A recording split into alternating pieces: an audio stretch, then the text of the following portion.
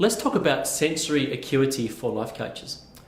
Human eye sensory relating to sensation, to the perception of a stimulus and the voyage made by incoming nerve pulses from the sense organs to the nerve centres. Acuity, the level of sharpness of a sense and its usefulness in resolving fine levels of detail. Sight, sound, touch, smell and taste are the tools we use to perceive what is going on in the world around us, both within our own body and outside of it. It stands to reason that, therefore, that the most effective use of our senses will yield the highest quality information. Higher quality information, in turn, improves our chances of enhancing our performance. Our major aim in the practice of sensory acuity is not necessarily to improve the senses themselves. We can only use the tools we have. Rather, it is to improve our use of those tools by increasing and enhancing our awareness of the information provided to us by our senses, and to improve our abilities to make even finer distinctions in that information. Sharply focusing our sensory awareness to accurately and fully measure our responses that we're getting, and thus verifying if we're communicating effectively, is one of the very important uses of sensory acuity.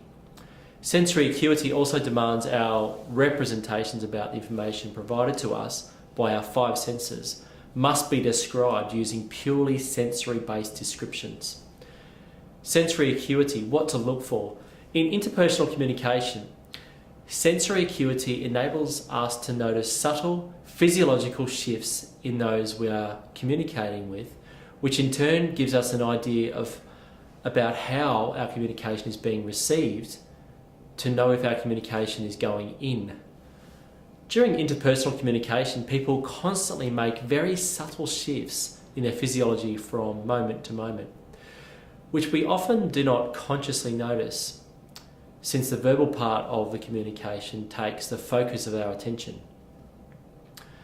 The non-verbal elements of interpersonal communication can often give us insights about the communication that we are not provided by the words being spoken, which in turn guides us in how to modify our communication in order to get our desired outcome. Many physiological changes occur here, and we'll look at 5 major changes which are useful to notice. The first being skin colour. From moment to moment, there are changes in a person's skin colour. A shift usually from a whiter colour to a redder colour, or what is commonly known as being described as blushing of the skin. The easiest way to look at this is to imagine the person in the black and white and look for changes from light to dark.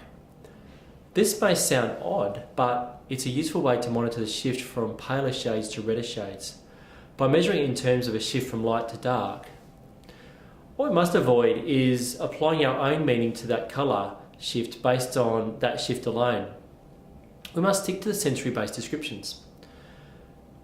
We may look at a person with a red face and assume that they're embarrassed, and of course we could be completely wrong. They could be equally angry or be hot from exercising, or the shift could be due to a shift from sympathetic to parasympathetic functioning. The moment we ascribe meaning to a physiological shift, we're guilty of mind reading. We must stick to sensory-based descriptions in order to use our sensory inputs clearly. Skin tone. Skin tone is a tone of the muscles underlying the skin, particularly of the face, is useful as an indicator of physiology and non-verbal communication. If we're looking to detect here if the skin of the face is tight or loose, tight skin will tend to look more shiny and loose skin. Breathing is another one. An individual will change their breathing from moment to moment. And what we're most interested in is the rate and location of the breathing. By watching the torso rising and falling, we look to detect if the breathing is fast or slow, and whether it is high in the chest or low in the stomach. Lower lip size. A person's lower lip size changes from fatter and fuller, if you look for the lines, to thinner and more drawn out, no lines. The eyes are focused or are they disfocused? Are the pupils dilated or undilated? The more time you spend practicing sensory acuity, the more skillful you will become. Set aside some time each day. Often it's useful to focus on one element each day and observe a number of people. For example, on a day observe skin colour. On another day look at the two skin tonus or breathing and so on. Remember at all times that the map is not the territory. Keep your sensory input channels clean by describing your observations purely in sensory-based terms. As you practice sensory acuity, you'll become increasingly aware of things that you just never noticed before. You'll become increasingly and automatically aware of all the subtle changes that people make in their physiology from moment to moment. This in turn will assist you in becoming a master of interpersonal communications as you learn to read just where the other person is and how your communication is getting through.